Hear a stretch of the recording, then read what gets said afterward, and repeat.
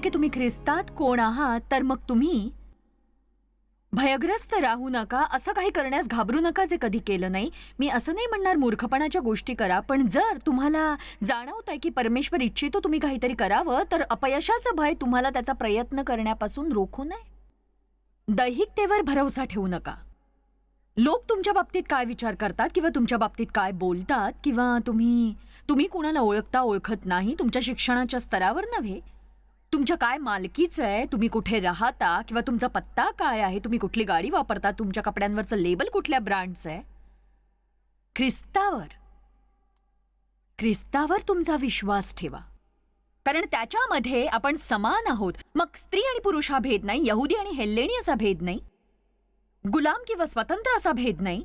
आपल्यातली विभाजन करणारी भिंत त्याने पाडून टाकली आणि आपण सगळे त्याच्यामध्ये एक झालो आहोत. एखादी व्यक्ती दुसऱ्यापेक्षा उत्तम नाही. जे ते करू शकतात त्यांना ठाऊक आहे ते आपल्यालाही असू शकतं. जे आपण करू शकतो ते देवाकडून येतं, जे करू शकत नाही त्यासाठी देवावर विश्वास ठेवा. बघा, आपलं सगळं काही त्याच्यामध्ये आणि त्याच्याशिवाय आपण काही नाही आहोत. जेव्हा माझी ओळख हिरावली गेली होती, सैतानाला खरं तर तेच हवं असतं. माझ्या वडिलांकडून शोषण झालं, माझं लैंगिक शोषण झालं. आणि तुम्ही माझी कहाणी ऐकली आहे किंवा तुमची अशीच कहाणी असेल, अगदी अशीच नाही पण त्या प्रकारचीच असेल. शाळेत तुमची टिंगल केली गेली असेल, तुम्ही शिकण्यात असमर्थ असाल, काहीही असेल, कुणास ठाऊक. पण सैतान मात्र प्रत्येकासाठी व्यवस्था करतो की त्यांनी दुःखी व्हावं. आणि म्हणूनच अगदी थोडीच परिपूर्ण कुटुंब आहेत, अगदी एखादे जे या प्रकारे पाहतील. कधी कधी बंद दारामागे त्यांचे स्वतःचं सदोष प्रयोजन असतं. तर माझं शोषण झालं होतं, मी सतत किंचाळायचे, टाहो फोडायचे, मी हताश ढासळलेली अशी होते. आणि मी किशोरवयीन असताना मला शारीरिक समस्या सुरू झाल्या, मी त्या दबावाखाली होते. माझे वडील शिवीगाळ करायचे, क्रूर कर्दनकाळ होते. त्यांना आनंदी राहायला आवडायचंच नाही आणि त्यांचा मूड आज किंवा उद्या कसा असेल माहीत नसायचं. मी देवाची ऋणी आहे की त्याने मला स्थिर असा पती दिला. स्थिरता ही खरंच अद्भुत गोष्ट आहे जेव्हा तुमच्यात संतुलन असतं आणि तुम्ही एकसमान असता. ते महत्वाचं आहे.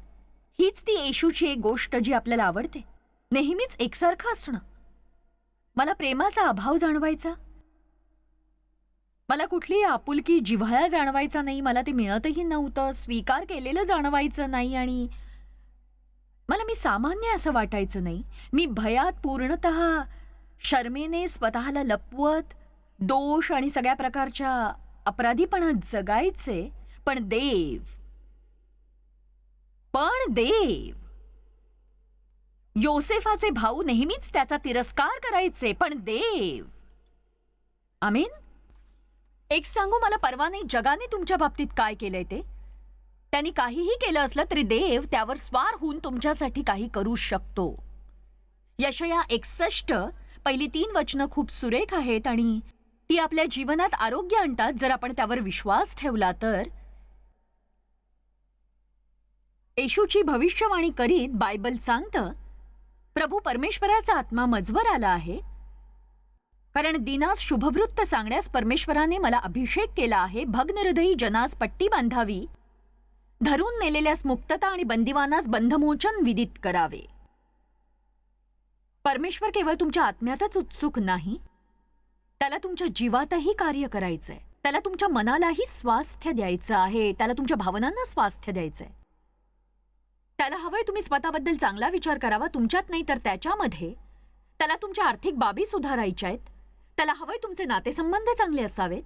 भग्न हृदयी जनास पट्टी बांधावी, धरून नेलेल्यास मुक्तता व बंदिवानांस बंधमोचन विदित करावे. बघा, तुमच्या तुरुंगाची दारं खरोखर उघडली आहेत. अगदी असंही सांगितलं नाही की तो तुरुंगाची दारं उघडायला आलाय, तो आलाय, घोषणा केली आहे त्याने. आणि कुठल्याही बंदिवासात तुम्ही राहत असाल, मी तुम्हाला सांगते ते उघडलं गेलंय. तुम्हा सगळ्यांना आज बाहेर पडायचंय. तुम्हाला माफ करण्यात आलंय. तुम्ही दोष, अपराधीपणा आणि लाजिरवाणेपणातनं मुक्त झाला आहात. तुम्ही व्यसन आणि बंधनातून मुक्त झाले आहात. त्यासाठी येशूच्या रक्ताने त्याचं मोल चुकवलंय. तुम्हाला सगळ्यांना त्यावर विश्वास ठेवायचा, विश्वास ठेवायचा, विश्वास ठेवायचा, विश्वास ठेवायचा आहे. आणि म्हणायचंय, विश्वास ठेवायचाय, म्हणायचंय. आणि अचानक तुमच्या असं लक्षात येईल की अरे, मला मिळालंय.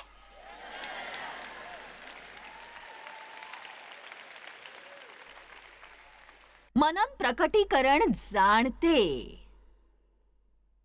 तुम्हाला केवळ माहितीची गरज नाहीये, तुम्हाला प्रकटीकरणाची आवश्यकता आहे. आळशी ख्रिस्ती असू नका. बऱ्याच जणांना वाटतं इतर प्रत्येकाने त्यांना वचन अगदी भरवावं आणि तुम्हाला असं आरामशीरपणे खुर्चीत बसून एखाद्याचा संदेश ऐकायचा असतो. पण एक सांगू, आज जर मी तुम्हाला असं काही सांगितलं ज्याने तुम्हाला स्पर्श केला, तर तुम्हाला ते लिहून घ्यायची गरज आहे. नाहीतर तुम्हाला रेकॉर्डेड संदेश घेऊन तो पुन्हा ऐकण्याची गरज आहे. नाहीतर तुम्ही म्हणाल की काय करू, मला रांगेत उभे राहावे लागतंय, माझी कार पार्किंगमध्ये बाहेर काढायची इतरांनी काढण्याआधीच. तर मग तुम्ही बंधनातच का राहत नाही? कारण जर तुम्ही तुमच्या हिश्श्याचं काम केलं नाही, दुसरं कोणी काही करणार नाही तुमच्यासाठी. आमेन. तुम्हाला मनन करायचं आहे. जेव्हा तुम्ही देववचनांवर रात्रंदिवस मनन करता, तेव्हा ते तुमच्यासाठी वास्तव बनतं. देवाच्या प्रेमाविषयी मला माहित नाही, मी त्याविषयी बोलू शकते, पण मला ठाऊक नाही ते माझ्यासाठी काय करतं. काही योग्य घडत नाही तेव्हा मला वाटतं, प्रभू तू माझ्यावर प्रेम करत नाहीस का? दुसऱ्या कोणाला ते मिळतं जे मला हवंय, तेव्हा मी म्हणते ठीक आहे प्रभू, तू माझ्यावर प्रेम करत नाहीस, माझ्यापेक्षा त्याच्यावर जास्त करतोस. आणि जेव्हा आपली कसोटी आणि दुःखद गोष्टी घडतात, प्रभू तू प्रेम करत नाहीस माझ्यावर. जेव्हा तुम्हाला हे कळतं, देव तुमच्यावर प्रीती करतो आणि तीही विनाअट. तुम्ही देवाला कधीच असं म्हणणार नाही, तुम्ही असं कधीच म्हणून त्याचा अपमान करणार नाही. तुम्ही तुमच्या कठीण परीक्षेच्या काळात अतीव दुःखामध्ये म्हणाल, देवाच्या प्रीतीपासून मला कुणीही विभक्त करू शकत नाही. कारण आपल्याला देवाच्या प्रेमाची उंची, खोली, लांबी, रुंदी माहिती आहे. नक्कीच रोमकरासमध्ये बायबल म्हणतं, देवाच्या प्रीतीपासून आपल्याला काहीही विभक्त करणार नाही. जेव्हा मी सार्वजनिक सभेत पहिल्यांदाच संदेश सांगायला उभी राहिले, मी 5 वर्ष घरगुती बायबल अभ्यास घेतला होता आणि स्त्रियांच्या सभाही मी घेतल्या होत्या एका नवीन चर्चमध्ये जे सेंट लुईसमध्ये सुरू झालं. आणि ती गुरुवार सकाळची सभा होती. आणि मी एक सांगू, मला त्या तासासाठी खरोखर सामर्थ्यशाली वचन हवं होतं. मला वाटलं हा माझा प्रकाश झोतात येणारा क्षण आहे, माझं सेवाकार्य सुरू होत होतं, मला देवाकडून सामर्थ्यशाली वचन हवं होतं. मी देवाला म्हटलं की काय सांगू. तो म्हणाला, तू माझ्या लोकांना सांगावंस मी त्यांच्यावर प्रेम करतो. आणि मी विचार केला, येशू माझ्यावर प्रेम करतो हे मला माहितीये, बायबल असंच सांगतं. आणि मी विचार केला, प्रभू मला हे नाही सांगायचं, मला एक सामर्थ्यशाली संदेश हवाय. अगदी तंतोतंत असंच मी म्हटलं. मला ते आठवतंय, मी बागेत फेरी मारत होते, प्रार्थना करत होते आणि तो पहिला संदेश. आणि मला आठवतंय, मला प्रभू म्हणाला, नाही जॉयस, माझ्या लोकांना ठाऊक नाही मी त्यांच्यावर प्रेम करतो. जर त्यांना ठाऊक असतं तर ते वागतात तसे वागले नसते. पूर्ण प्रीती भीती घालवून देते. आपल्याला पूर्ण प्रकटीकरण नसतं की देव आपल्यावर किती प्रीती करतो आणि तो आपल्या बरोबर असतो. जर आपण भीतीच्या अंमलाखाली राहत असू तर आत्ता कदाचित तुम्हाला भीती वाटेल, आपल्या सगळ्यांना भीती वाटू शकते, पण तुम्ही गुडघे टेकता कामा नये. त्या भीतीपुढे महान प्रभू तुमच्या सोबत आहे. तुम्हाला कदाचित भीती वाटेल, पण याचा अर्थ असा नाही की तुम्ही घाबरून जावं. तुम्हाला काय वाटतं आणि तुम्ही कोण आहात यात फरक आहे. कदाचित तुम्हाला आत्मविश्वास जाणवत नसेल, पण तुम्ही ख्रिस्तात आत्मनिर्भर आहात. आमेन. ख्रिस्तात तुम्हाला प्रीतीत चालल्यासारखं वाटणार नाही, पण तुम्ही प्रीतीत चालण्याची निवड करू शकता. तुम्हाला क्षमा करावीशी वाटणार नाही, पण तुम्ही क्षमा करण्याची निवड करू शकता. तुम्हाला उद्या चुकवायचा नाहीये. आमेन. जितकं तुम्ही देववचनावर मनन कराल तितकी ती वास्तविकता बनेल. आणि त्या संदेशाद्वारे मला जाणवू लागलं, देवाच्या प्रीतीचं प्रगटीकरण मला नाहीये. माझ्या सार्वजनिक सेवा कार्याचं पहिलं वर्ष बघा, पहिलं वर्ष म्हणजे 365 दिवस माझ्या सेवा कार्याचं पहिलं वर्ष व्यक्तिगतरित्या माझ्यासाठी मी देवाच्या प्रीतीचा अभ्यास केला. त्या बाबतीत माझ्या हातात येईल ते मी वाचलं, प्रत्येक वचन पाहिलं, मी व्याख्या पाहिल्या, मी नोट्स लिहून काढल्या आणि मला शक्य होईल तितकं मी बायबल अधोरेखित केलं. आणि मी दिवसातून बऱ्याचदा मोठ्यांदा कबूल करू लागले, परमेश्वर प्रीती करतो माझ्यावर, परमेश्वर प्रीती करतो माझ्यावर, परमेश्वर प्रीती करतो माझ्यावर. मी अगदी असंही म्हणायचे, पोस्टमन नाही, दूधवाला नाही, कुरिअरवाला नाही, तर परमेश्वर सृष्टीचा निर्माण करता प्रेम करतो माझ्यावर. जॉयस मायर फेंटन मिझुरी इतर कोणावर नाही, माझ्यावर परमेश्वर प्रीती करतो. आणि आता तो माझ्याकडे बघतोय. त्याने माझी खास एका हेतूने निवड केली आहे आणि स्वतःची म्हणून मला उचलून बाहेर काढलंय. त्याच्यामध्ये त्याने मला निष्कलंक, निर्दोष, ठपक्याविना, खेदाविना बनवलंय. सुरुवातीला याने फरक पडला नाही, पण जेव्हा मी सातत्याने बोलू लागले, अभ्यास करू लागले, एक सांगू, माझ्या अंधकारमय जीवात प्रकाश उदय पाहू लागला आणि मी उत्साहित होऊ लागले आणि मी अग्नीने प्रज्वलित होऊ लागले आणि सैतानाने आता माझ्यावर कधीच राज्य करू नये याची मी सुरुवात केली. तुम्हाला विश्वासाची चांगली लढाई लढावी लागते. आणि तुम्ही केवळ चर्चमध्ये असाल तेव्हा आज कोणीतरी संदेश देत असतानाच हे मान्य करायचं नाही. तुम्ही मध्यरात्री जेव्हा तुम्ही हताश आहात, कोणीही तुमच्या बाजूने नाहीये, प्रत्येक जण तुमच्या विरोधात आहे, तेव्हा तुम्ही या गोष्टीवर ताबा मिळवायचा आहे आणि म्हणायचंय, मला ठाऊक आहे मी ख्रिस्तात कोण आहे ते, आणि मला विजय मिळणारच, कारण पवित्र आत्म्याद्वारे मला त्याची हमी देण्यात आलेली आहे. नक्कीच.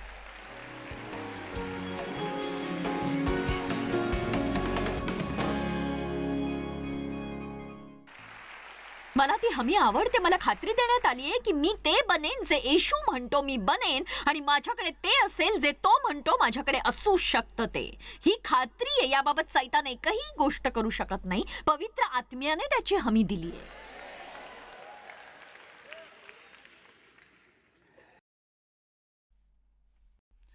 तो आम्हाला राखेतूनही सौंदर्य देतो,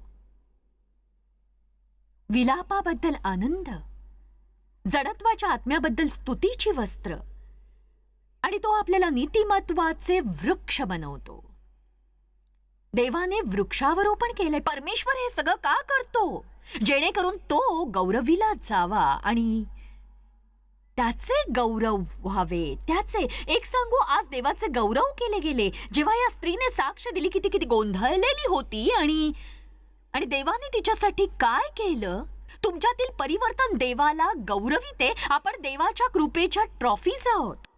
आपण स्वर्गामध्ये देवाच्या ट्रॉफिकेस मधील ट्रॉफीज आहोत. त्याने तुमच्यात काय कार्य केलंय ते पहा. इफिस्करास अध्याय 2 वचन 10. चला बघूया जरा.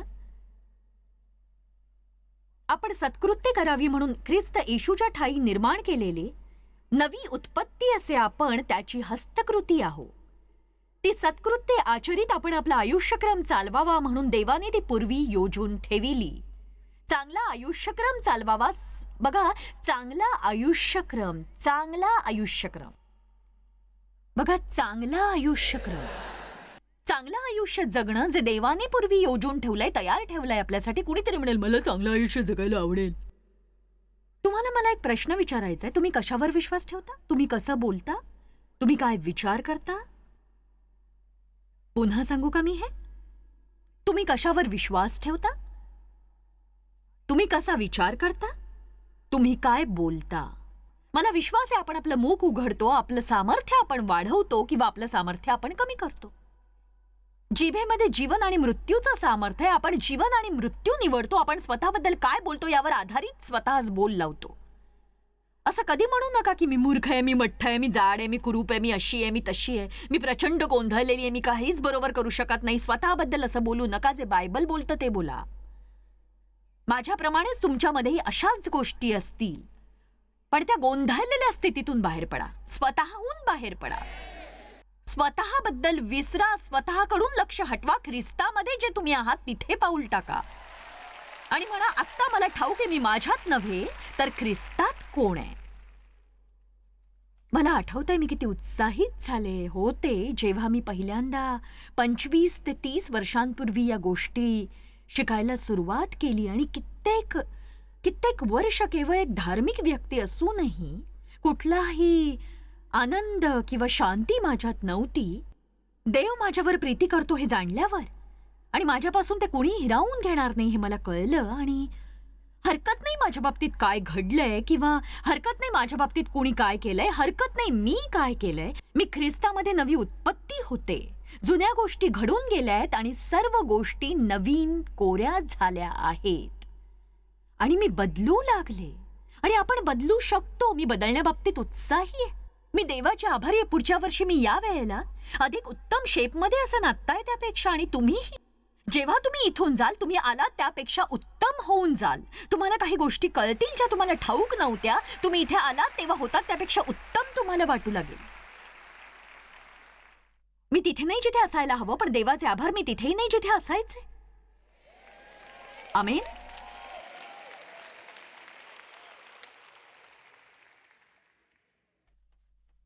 जगामध्ये आपल्याला निश्चितार्थाने परिचयाचं संकट असतं. असं म्हटलं जातं की मानसिक सामाजिक प्रकारची स्थितीभानरहितता आणि भूमिकेचा संभ्रम असतो जगामध्ये. जर लोकांना ठाऊक नसेल की ते कोण आहेत, त्यांना परिचयाची समस्या असेल, ती विकसित करते तीव्र मतभेदाचा दबाव आणि अपेक्षा, निर्माण करते स्थितीभानरहितता आणि भूमिकेचा संभ्रम. आपल्याला ठाऊक आहे आजकाल आपल्यात ते आहे. लोकांना समजत नाहीये की ते कोण आहेत, ते काय आहेत, किंवा ते इथे का आहेत. ते आहेत त्यात ते नाखुश आहेत आणि जिथे ते नाहीत त्याच्या प्रयत्नातही. आणि इतका गोंधळ माजतो. त्यामुळे आपण लोकांना आनंदी करू पाहतो, त्यांना हवं तसं आपण होऊ पाहत असतो. आपण एक मुखवटा धारण करतो, आपण कृत्रिमपणे जगतो, प्रामाणिक नसतो स्वतःशी सुद्धा. पराकोटीचे धार्मिक होऊ पाहतो, देवाला आनंदी करण्यासाठी सुद्धा. मी तसा प्रयत्न केलाय.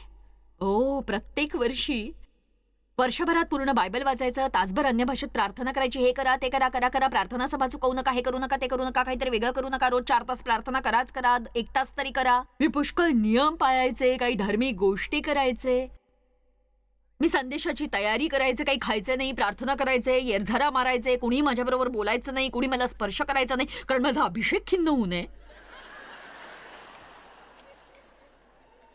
म्हणजे मी खरंच एक विलक्षण केस होते. प्रत्येक सभा संपल्यावर मी प्रामाणिकपणे सत्य सांगते, मला प्रत्येक कॉन्फरन्स नंतर त्यातून बाहेर पडायला, नॉर्मल व्हायला 4 दिवस तरी लागायचे. आणि ते व्हायचं नाही कारण मी जणू अशी असायचे की याचा उपयोग नाही. मी शारीरिकरित्या थकते कारण मी खूप दमायचे, पण सगळं संपल्यावर मी भावनिकरित्या अशी वाहून जात नाही, कारण ते देवावर आहे, माझ्यावर नाही. मी इथे तुम्हाला प्रभावित करण्यासाठी नाही, मी इथे तेच करायला ज्यावर माझा विश्वास आहे. देव ते मला करायला सांगतोय. तुम्हाला मी आवडते, पण जर नसेल तर ती तुमची समस्या आहे. आणि मी हे उपरोधाने म्हणत नाही, हे केवळ मी त्या बाबतीत काय करू शकते. मी काहीच करू शकत नाही. मी त्या टप्प्यावर पोहोचले जिथे मला माझ्या बाबतीत कार्य करण्यासाठी तयार करायचंय. म्हणजे माझा आवाज मी मधुर बनवण्याचा प्रयत्न केला, चेहऱ्याने मी आक्रमक वाटू नये असाही मी खूप प्रयत्न केला. देवाला मी म्हटलं काही चांगले संदेश तुम्हाला दे, जिथे कुठे मी जाते तिथे सगळ्यांना सगळंच मी का सांगावं. पण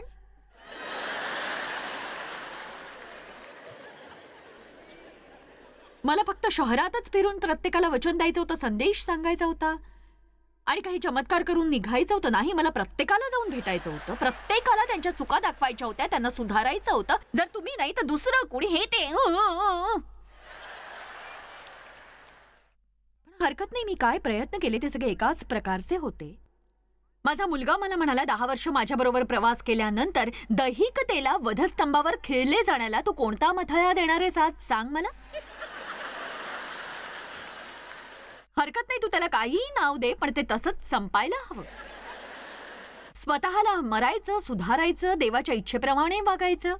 एक सांगू, तो पुष्कळच बरोबर होता. काही करण्याचा प्रयत्न थांबवा जे तुम्ही नाही.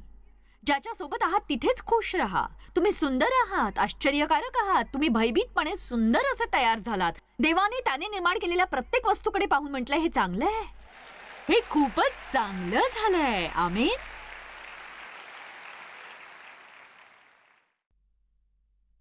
परिपूर्ण होण्याचा प्रयत्न थांबवा. जर तुमच्याकडे पाठांतराची देणगी नाही तर इतर कोणी बायबलमधली पाठांतर करतंय म्हणून तुम्ही करणं थांबवा. खरंच. अजून एक गोष्ट जी मला सांगायला आवडेल आणि ती मी पुष्कळदा सांगितलीये, पण मला ती परत सांगायची आहे. ही एका सभेतली तिथल्या एका बहिणीला पाठांतराचं दान होतं आणि मी बोलण्याआधी त्यांनी तिला बोलावलं आणि ती संपूर्ण स्तोत्र तिने म्हटलं आणि ते खूप छाप पाडणारं होतं, पण तरी थोड्याशाच टाळ्या वाजल्या. मला कळलं की लोक उत्साहित का नाहीयेत. मला ते अगदी नक्की कळलं, कारण मी जाणून होते की तिने जे करून दाखवलं ते त्यांना घाबरवणारं होतं. बघा, जर आपण ख्रिस्तात कोण आहोत हे आपल्याला ठाऊक नसेल, इतरांचं दानही आपण बघू शकत नाही, कारण आपण व्यस्त होतो आश्चर्य करण्यात आपलं काय चुकतंय आणि आपण ते का करू शकत नाही. मी गिटार शिकायचा प्रयत्न केला कारण माझी शेजारीण जी अगदी माझ्या शेजारीच राहायची ती आर्ट्स अँड क्राफ्ट्स वाली होती आणि ती गिटार वाजवायची आणि गाणंही गायची. म्हणून मग मी गिटार घेतली आणि कशी वाजवायची शिकायला लागले. गाणं तर जमतच नव्हतं कारण जी कॉर्ड मी वाजवत होते ती कुणीही ओळखू शकत नव्हतं अजिबात. आणि माझी माझी बोट अशी बुटकी आहेत, नखांमुळे ती जरा मोठी दिसतात पण ती बुटकी आहेत. आणि मग मी गिटारवर बोटं फिरवू शकत नव्हते. म्हणजे गिटार आणि माझं गाणं अपयशी ठरलं आणि हे माझं दुसरं अपयश होतं. मी काही मठ्ठ नव्हते. माझ्या वर्गाची मी मॉनिटर होते. जरा इंग्लिशचा घोळ होता, गाण्याची समस्या होती, मला सारेगम पदनिसाची काही काळजी नव्हती, तशीच नाम सर्वनाम क्रियापद यांचीही पर्वा नव्हती. मला फक्त व्यवहारापुरतं बोलायचं होतं. आमेन. तुम्ही दुसऱ्यांच्या दानाचं कौतुक करू शकत नाही कारण ते कसे आहेत हे कळण्यातच तुम्ही व्यस्त होता. आणि जेव्हा दुसरे कोणी कोण आहेत हे शोधण्यात तुम्ही व्यग्र होता, तुम्ही स्वतः पूर्णतः स्वतःचे राहत नाही. तुम्ही ख्रिस्तात अद्भुत आहात. जे इतर कुणी करू शकत नाही असं काही तुम्ही करू शकता. तुम्हाला इतर कुणासारखं असण्याची गरज नाहीये किंवा दिसण्याची. मला माहितीये पुष्कळ जण विचार करतील, मित्र कधीच कोणतं स्तोत्र केलं नव्हतं पाठ. तर मी तिच्या मागोमाग उठले आणि विचार केला, मी हे नीट हाताळते आता. मी म्हटलं आपल्या बहिणीची देणगी खरंच छान होती, पण एक सांगू का, माझे एक स्तोत्रही धड पाठ होत नाही हो अजिबात. आणि मला इतक्या टाळ्या मिळाल्यास खरंच माझ्या अपात्रतेमुळे ते खुश झाले. तुम्हाला गंमत वाटेल, तुम्ही लोकांना स्वतःच्या प्रेमात पाडू शकता जरासं नम्र राहून आणि जे तुम्हाला जमत नाही करायला अशा गोष्टी त्यांना सांगून. चला आता. सैतान आत्मविश्वासू लोकांचा द्वेष करतो. एक सांगू, येशू आत्मविश्वासू होता आणि हो, त्यांनी त्याला ईश्वर निंदेसाठी दोषी ठरवलं. धार्मिक लोक त्याच्या विरोधात होते आणि सैतान धार्मिक लोकांद्वारे कार्य करत होता. कारण लपण्यासाठी सैतानाला दुसरी चांगली जागा मिळत नाही धर्माशिवाय. आमेन.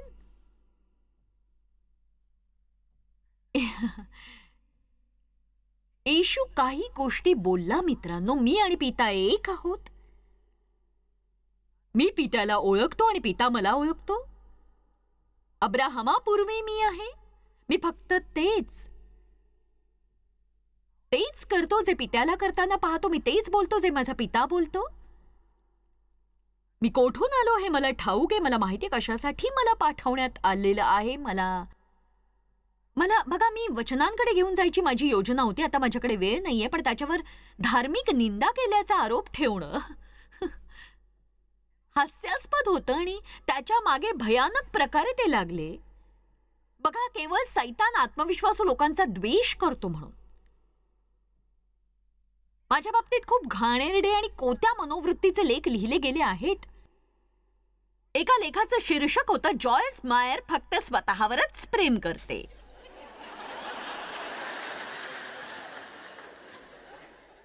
म्हणजे काय, मी असं म्हणायला हवं की ओ खरंच मी एक क्षुद्र कीटक आहे, मी स्वतःचा द्वेष करते, मी खरंच खूप कुरूप आहे, असं मी बोलले तर ते माझे फोटो पेपरमध्ये छापतील आणि मला चांगलं म्हणतील. पण एक सांगू का, तुम्ही कोण आहात हे तुम्हाला माहितीये. तुमच्यात आत्मविश्वास आहे. बायबल काय सांगतं यावर तुम्ही विश्वास ठेवा. तुम्ही फक्त बायबल तुमच्या बाबतीत काय सांगतं यावरच विश्वास ठेवा. तुम्ही थांबा आणि बघा धार्मिक सैतान कसे वागतात. पण तुम्ही स्वतःला कोण आहात असं समजता. मी स्वतःमध्ये कोणी नाहीये, पण त्याच्यामध्ये मी कोण आहे हे मला ठाऊक आहे, म्हणून मी देवाचे आभार मानते.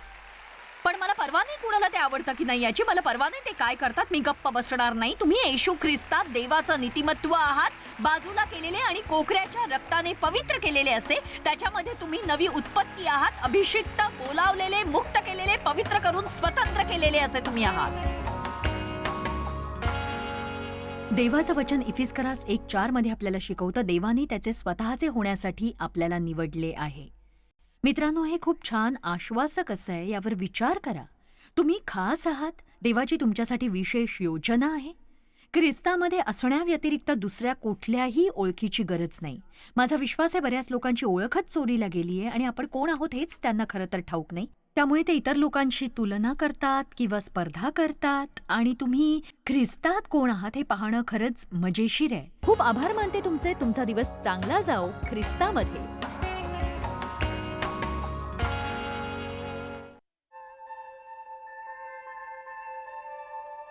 आम्ही तुमची प्रशंसा करतो. जगभरामध्ये हे सेवा कार्य शक्य करण्यासाठी आम्ही आमचे मित्र आणि भागीदार यांचे आभारी आहोत. एकत्रपणे आम्ही भुकेलेला अन्न पुरवितो, गरिबांना वस्त्र पुरवितो आणि राष्ट्रांना सुवार्ता सादर करतो. कृपया आमच्याशी संपर्क साधा किंवा भेट द्या. tmmindia.org वर आजच तुमच्या प्रार्थना विनंत्या सादर करा. आमच्या इतर साधनांची माहिती मिळवा, जॉयच्या सभेचे वेळापत्रक पहा आणि आमच्या बरोबर सहभागी व्हा. आम्ही येशूची प्रीती जगभरात वाटतो. दाखवण्यात आलेला कार्यक्रम जॉयस्पायर मिनिस्ट्रीचे मित्र व भागीदार यांच्याद्वारे केला आहे.